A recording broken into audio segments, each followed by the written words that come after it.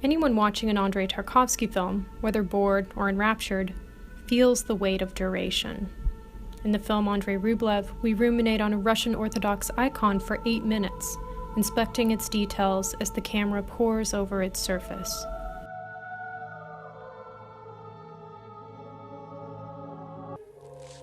Or in Mirror, we watch the sun leaf through an art book for 1.5 minutes. Tarkovsky allows his films to take slow, deep breaths.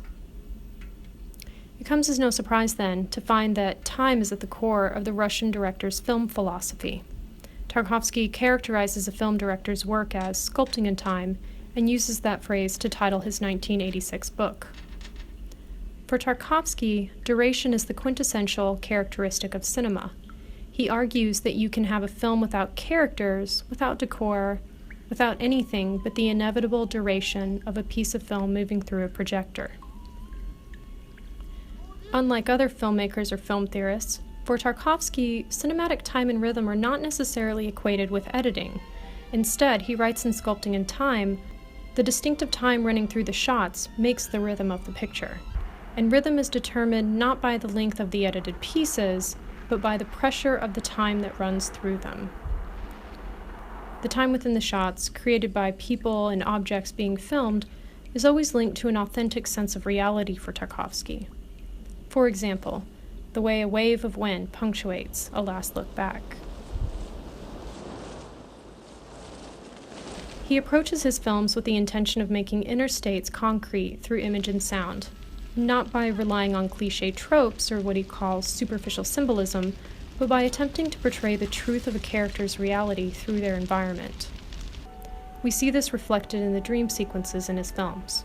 Tarkovsky writes about the dream in Ivins' childhood, saying, "Faced with the necessity of shooting dreams, we had to decide how to come close to the particular poetry of the dream, how to express it, what means to use.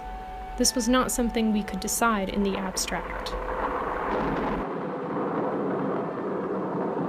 We see a similar strategy in Mirror, when Alexei dreams of his parents in his childhood home. We also feel the concreteness of reality and the weight of time through Andrei Rublev.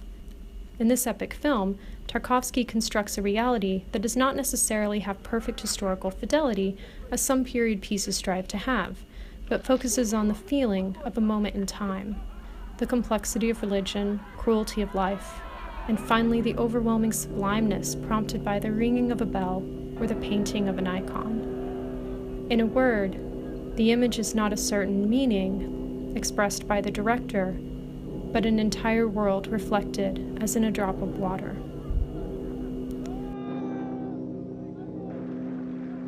One of my favorite moments in Tarkovsky's films comes just after we've watched the color footage of the icon for 8 minutes. Instead of closing on the icon, Tarkovsky brings us back to banal reality with a shot of horses standing in the rain. For me, the shot is a world reflected in a drop of water.